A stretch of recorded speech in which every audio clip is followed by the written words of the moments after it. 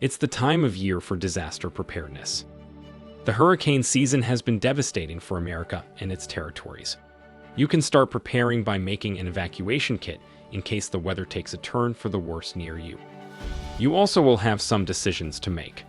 First, you need to decide should you evacuate or not. When there is an emergency, people tend to barricade themselves in their homes to stay safe, but this isn't always a smart decision. If a terrible storm or flood comes your way and local government officials ask that you leave the area, it's a good idea to have an evacuation grab-and-go kit already ready to go. Your evacuation kit needs the following items. First, an extra large book bag or a duffel bag to put everything in. Next, Ziploc bags. You'll want to put your important papers safe in a Ziploc bag, ID, passports, insurance documentation, etc.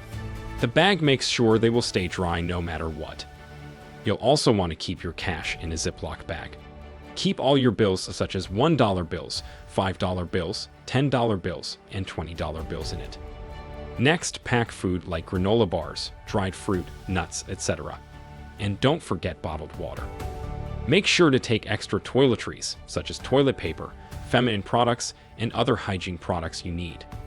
Don't forget important tools such as a flashlight, batteries, and a portable phone charger.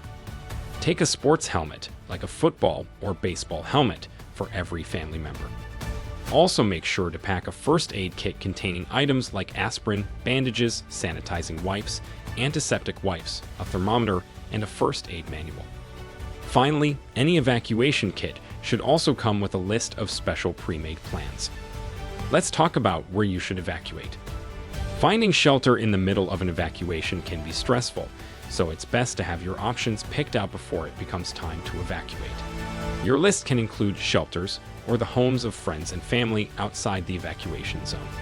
Have maps from your home to the destinations handy. Make sure to include alternative routes in case some roads are closed. Think about transportation options.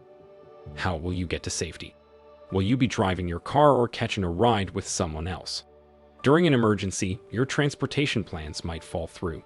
If they does, have a contingency plan, such as government assistance. Don't forget to create separation plans. Though it may be hard for you to imagine, it is possible that in the chaos, you and your family might become separated. So, be prepared for the worst. Prepare a reunification plan in case you get separated, including a meet-up location. Make sure everyone knows this plan, especially the kids. So, this weekend, take some time to establish and set up your evacuation kit. Remember, a prepared family is a confident family.